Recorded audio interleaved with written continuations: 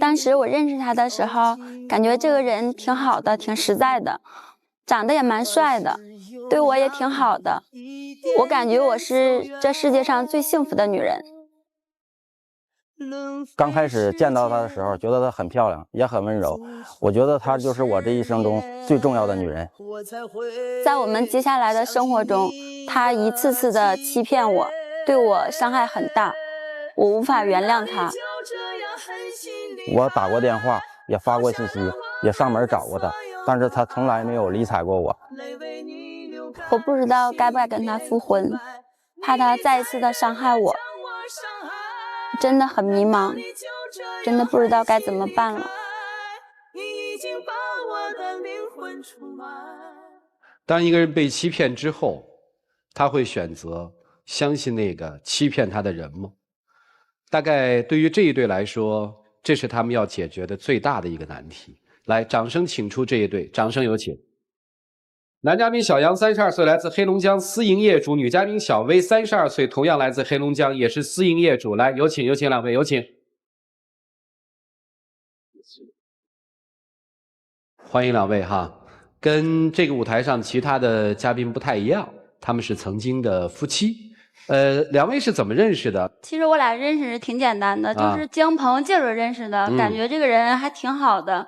后来呢，就是我这个人吧，也挺实在的，就是由于他弟弟没有工作，当时没有工作，我就热心肠嘛，帮他弟弟介绍工作，卖手机。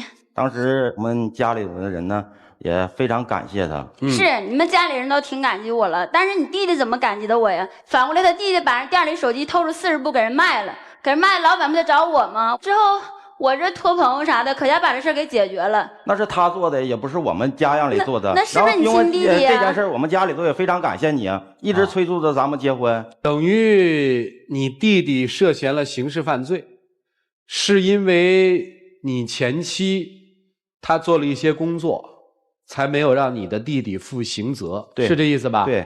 然后你一家人就感激他。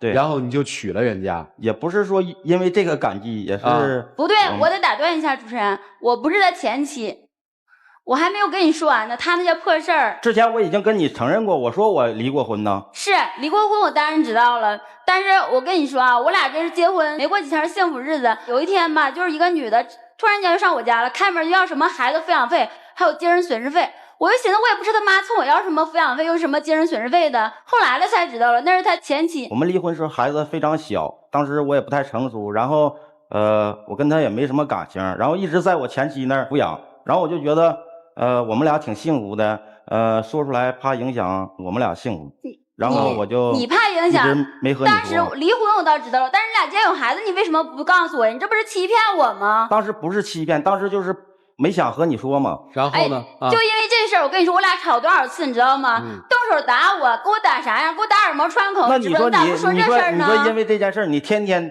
这么磨叽，谁能不磨叽？然后你把被子给我撇外头，我当时不也是一时冲动吗？你一时冲动，你要再冲动点，我命现在都没了，今天不能站在这舞台上了。那我知道后悔了，你们俩就是因为这个离的婚是吗？还有，这算个啥事儿啊？我跟你说，我这人就傻嘛。他给我道歉，后来我也寻思了，你说我也不能说因为这事儿不贵。他那时候生意也不好，没有钱，你知道吧？我又舔个脸回我娘家，我爸妈都多大岁数了？我上我妈那拿1万块钱，把他1年的抚养费给了，之后多余还给他多付出好几千块钱，你知道吧？那当时我不说我现在生意不好，等我那个生意好一点，我把这钱全部还回去吗？是跟我保证的，我没说我这人就傻吗？没过多长时间，又一个女的上我家敲门，你知道要啥吗？开门冲我要分房子去。哎，我就寻思又抚养费的，又精神损失费，又分房子，是同一个女性吗？不是同一个女人，又是一个女人，我都不知道这个女人是哪来的。后来了才知道，你知道是他第二任又一个妻子。你说这不又骗我吗？那我跟他在一起只生活了半年嘛。当时不是有原因吗？当时单位要分一个那个福利房嘛，然后那个福利房是要有结婚证的。我们俩呢，当时聊天聊得也挺好的，然后我就把这个事儿和他说了，他当时就是说的，愿意和我结婚，为了分到那套房子嘛，然后就很快的就结婚了啊，骗房，看看着，为了房子跟人结婚，那你说你跟我结婚又为了分点啥呀？我也没想到说骗房我和他结婚呢，然后我不也想好好的吗？那后来不是他出轨吗？这个女的来干嘛？这个女的这不就要跟他分房吗？就要分钱嘛。谁知道当时他俩咋说的，我也不知道啊。后来我这由于我自己也有生意，我也没时间顾他这些破事儿啊，因为都给我整的一次真的挺伤心的。我就忙着顾我的生意。有一天我朋友打电话说：“薇呀，那个你老公跟一个那个女的在商场里逛商场呢。”我说不能吧，他都跟我保证过了，他也不能啊，我就没相信。后来我越想越不对，那不是你误会吗？原来那女的是原单位的一个同事，她老公要过生日，她老公的身材跟我是几乎是一样的，然后想给她老公一个惊喜，她说你帮我来试试衣服嘛，就这么简单嘛。你是模特啊，找你试衣服，他也没找别人家男的呢，当时不也是闲着吗？闲着你光在家待着，你咋不能帮我忙吗？你为啥陪人家逛街呀？那不陪我逛街呢？那你不忙吗？我忙你就得跟人去逛街呀。那不是帮忙吗？咋一次的？就因为这个离的婚是吗？这算啥呀？就这个事儿，我又原谅他了。你都说我的傻啥样吧？没隔多久，你知道吧？又有个男的指着我鼻子就进店就骂我：“你老公勾引我老婆，怎么地的啊！”当时我都崩溃了。谁勾引他老婆了？那不是他想的多吗？我们只不过就是聊聊天嘛，聊聊当时生意也不是很好，挺闹心的嘛，然后就聊聊生意的失败嘛。是那个同事吗？不是。看没看见？就这样男的啊，当时生意不好是可以理解，你消停的呗。你一次次整这些事儿，你自己咋那么不要脸呢？还接着整？你跟人媳妇聊什么天？你不跟人媳妇聊天，找你干什么？咋不找别人去呢？是，那我们也没聊别的，只不过聊别的，聊了生意怎么失败，什么挺痛苦的嘛。挺痛苦，死了得了呗，活着干啥呀？挺痛苦，你还知道痛苦啊？就因为这个你就实在受不了了是吧？哎呦我天哪！就这一年，你说我越想，我没准越憋屈。就这一年当中，你知道他吗？从来没给我买过啥，什么节日都没送过我什么。等我过生日当天的时候，我说买束玫瑰花呗，是不是？你浪漫一下呗。你说人说啥？哎呀，买啥呀？200-300块钱，买了2天半蔫巴扔了，白瞎了。我说那你抽烟呢？你抽烟鼻子一冒烟没了，那你喝酒喝多也吐出去，对不对？那你咋不浪？抽烟喝酒不是正常规律吗？那你玫瑰花本来就是很浪费的一个东西吗？女人浪漫还是正常规律呢？那我没对规。你问台湾女嘉宾有几个不爱玫瑰花的？你问问。那我没对你，我没对你好过吗？你对我好。那你买衣服、买吃的、买鞋，我抠过吗？哎呀，你是对我好啊，这一点我得承认，确实是对我好。我问一下啊，你就是因为没买玫瑰花决定跟他离的婚是吗？这么多个事儿，你说我这一想，我俩这一年没有一个。他就好没事老瞎想。我瞎想，你要好好的，我能瞎想吗？我问问你啊，一次次这样，也就我这样女人吧，还能跟你今天来到这儿，我跟大家伙说，我都有点不好意思，知不知道？别人咋笑话我呀？然后就离了婚了。对。谁提的？我提的。当时你知道我什么样吗？我现在都无法用语言来形容我自己了。那离完之后，你干嘛今天还来呢？我特好奇。我今天来，其实吧，这半年来的吧，我自己也想开了好多。自己也这么大年龄了，又不是20多岁小姑娘，对吧？我就寻思别让父母跟着操心了。再一个，他呢对我家老人什么的，我家亲戚贼都挑不好了，你知道不？但是他对我吧，怎么说呢？是他就是说，第一次离婚我知道，因为我俩认识的时候我就知道他离过婚。第二次就我不知道他骗我，但是他后来一解释，我也能理解，说你为了分房，对吧？就是说正常女人说想开了也能理解吧。后来了，我一寻思，他一个微信上那都是网络的，也不能有什么，就是说以后改了。我一寻思好好的呗，是不是？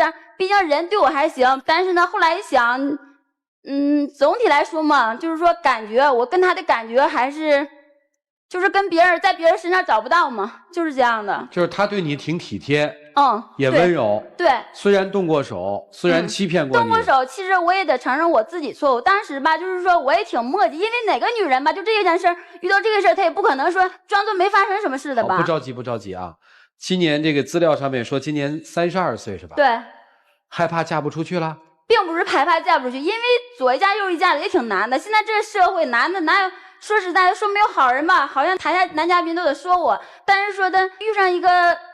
对心情的吧，对心情，你跟他对心情是吧？对，也就是说，这男人干了很多坏事儿，你也想明白了，那你又想跟他，但是又不敢，所以你今天来的是吧？对，家里人对这段婚是一个什么态度？我爸妈一直对他印象挺好的啊。那你父母知道他的过往就是这些事儿吗？不知道。知道你们俩动手吗？那你有跟你父母说过吗？没有说过。以你对你父母的了解，当你把这一切都告诉你父母的时候，你父母还支持你跟他复婚吗？那肯定不会同意的。你没敢跟老人说。今天来我也并不是说想马上跟他复婚，我也只是在看看他以后的表现。就你想考察他一下。对。哦，离婚半年对吧？对，这半年当中我也改变了很多。不是你改变了什么？聊天的软件我已经删除了，生意也有点起色了啊。然后第二任的事儿呢，对啊，然后很快就能处理。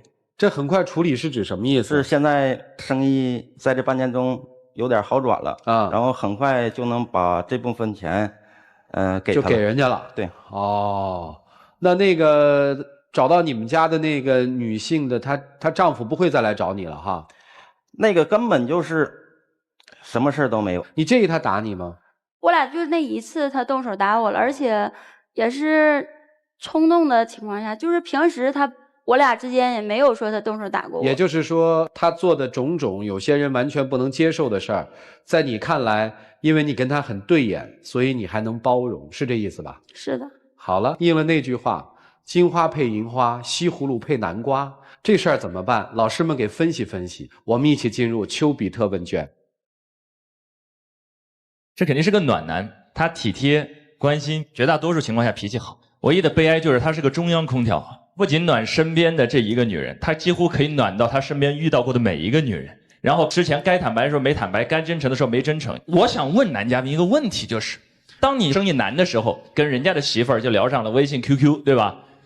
你到底在找寻一种什么呢？就是他也挺强势的，总好磨叽，然后我也是觉得有些话和他说不出来吧。他的这个缺点得两人一起改，症结在哪儿？其实在你们日常的交流方式当中。我最初听到他把一个女性把自己的老婆打到耳膜穿孔，我觉得这样的男人如果有家庭暴力，我觉得这是一个实质性的问题，不能原谅，不能原谅的，这是一个原则性问题。对。但是说实话，当我看完了他们的这种沟通方式的时候，我突然有点理解这件事情。这位女性的交流方式真的是高射机枪模式，只要情绪上来了，几乎是没有任何的正面表达，全部是负面情绪。这位男士他又不善言辞，他憋着，过了那个阀值之后，变成了手上的动作。所以给这位女士有一个小提醒，就是两件事情。第一呢，控制情绪。很多时候情绪上来了，那些话你不说不行，憋3秒，冷一冷试试看。第二呢，学会一下表扬自己的丈夫。很多时候他为什么要出去，时不时跟人家发个微信啥的呢？他在生活中缺点东西，他只能在外边去找，缺一份肯定感，缺一份价值感。控制情绪，学会表扬。那对于这个男士而言，就一定当断则断，绝不拖泥带水，两边稍稍都退一步，这是个很温馨的家庭。我觉得他一定还会再出轨，管你删了多少聊天软件，你会一一的装回来。我不相信你去找别人仅仅因为你精神上有压力无处排解，我认为你还有猎奇喜欢新鲜的心理在作怪，而且你从来都不懂得责任。那个孩子即使是新生儿，你却从来不认可他们的存在，可见你作为父亲作为丈夫一定都是不称职的。而你可以一忍再忍，女人们通常都不能忍的2件事儿，一是挨打，二是劈腿。如果你觉得可以一忍再忍的话，恭喜你，周瑜打黄盖，一个愿打一个愿挨，你们回家就动武去吧，然后跟邻居说一声，打得不行嗷嗷叫的时候记得报警，别出人命。太灰色了，这还叫黑呀？这个女生的优点是抗击打能力强，她的缺点是抗击打能力太强。当她跟这个男生在一起的那种感觉的时候，她脸上突然之间出现了一种暧昧的神采，和刚才高射机枪都说你不要脸你不要脸的时候判若两人。她突然之间好像回忆起了一丝暧昧的美好。我不知道你抗打击能力为什么这么强，莫名其妙的当第3任，莫名其妙的被打得耳膜穿孔，莫名其妙的知道自己可能要当一个继母，莫名其妙的一次次被背叛，你的心得有多大呀？其实刚才我说为什么莫名其妙，其实后来去想想，你自己心里很清楚，为什么你如今还会站在这儿，口口声声说他能给我温柔，他对我好，其实无非是几个限制级条件。第一，就是你在一开始 VCR 里面所说，可能觉得这样的男人还挺帅。第二，有点生意，还有点钱，对吧？经济条件还可以，对不对？第三，自己年纪大了，想找不到那么太好的了。如果我猜中的是这3个客观条件，你真的要好好想一想。现在有一类像你这样的女人，因为要了某些坏男人的温柔陷阱，却丢了做生活的大是非。我不管他跟你之间默契能够有多好，对你有多么暖，事实上他一次又一次骗你，他出手打了你，他羞于启齿自己承认自己有个孩子，而且他跟别人还勾三搭四，这些是大是非。至于平时对你暖不暖，那是温柔的陷阱。至于这个男人32岁啊，看着有点老，也难怪，他的沧桑是有原因的，才几年都3任了。其实我对于你其他的我不敢多说，我对你有一点我觉得我特别不能理解。他说他抚养费可以瞒着，但是你要去看儿子吧。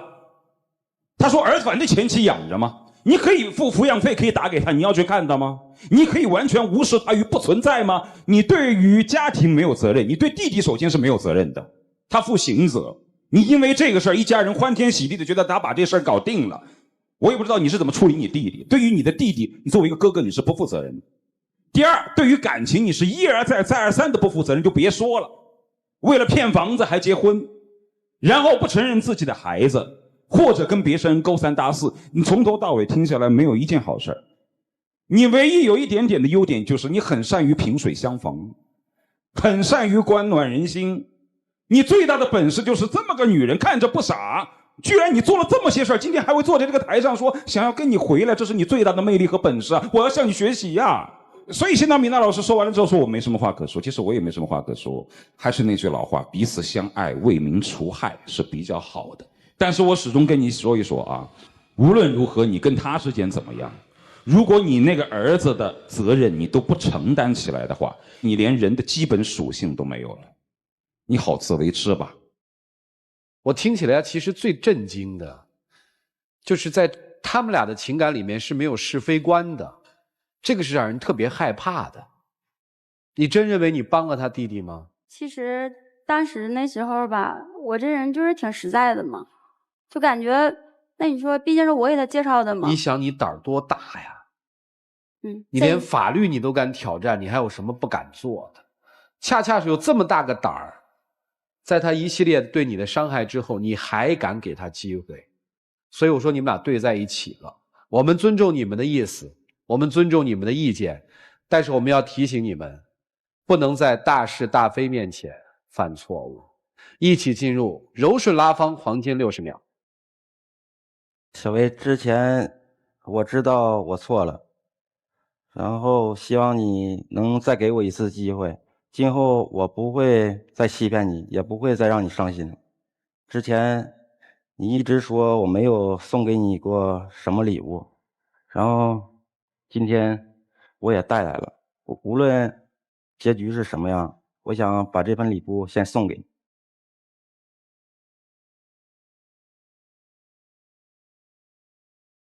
我就是怕再一次受到伤害，只能看看他以后怎么表现了。来，请亮灯。拆礼物的心情是迫不及待，连话都来不及说，60秒马上要打开心看看是啥。我想他们在进门之前我该离开了。两位请回吧，谢谢你们啊。刚才起灯的时候，我就在想有啥办法呀？来，人家偏偏是真爱。对，来，请关门啊！我是觉得他那个离婚的点特别奇异，你知道吗？最后是因为没有买玫瑰而离的婚，而那么多大是大非的时候，他居然都忍受和忍耐了。所以我们要说，当一个人丧失了对是非判断的时候，其实是挺可悲的，因为他的人生是他自己造成的一个悲剧。看他们自己的选择吧，请开门。精彩节目稍后，精彩节目马上开始，请开门。Forever love, forever love， 我只想用我这一辈子去什么礼物这么神奇啊？从今以后，你会是所强哥是准备朗诵一遍吗？我是真不想读，你知道吧？因为他已经气得半死了，我读我就怕涂老师最后一口气就咽了。走吧，走了我就读了啊。我跟你说，我看我也气，就显得你这人特物质，你知道吧？哪个女人不物质？哎，你错了，那不对哦啊！以后还想收礼物就出来吧，老婆，爱你。那么么哒你自己么么哒去吧。哦，送了个镯子是吧？啊，怎么着？你是还要那套程序呢，还是如你节目里面所说的那一套话说，我不是说今天就跟他了，我只是给他一个机会。我就是那么想的，其实就是只给一个机会是吧？我现在也不是说就原谅他了，我想看看他以后表现。哦，还是看表现。对。我们这个舞台上也经常有啊，就是女嘉宾只是给男嘉宾看表现，所以女嘉宾会说出来说，哎，这个求婚的仪式我就不要了啊，这抽奖的我也就不抽了啊，等我们俩真好的时候我们再来补，是这意思是吧？我还真理解你哈，就说今天这些都不要了，对吧？等你们俩真的好了，你发现他改了，我一定补给你好吗？好的，谢谢两位哈，谢谢了，请回，这边走啊，祝你们幸福啊。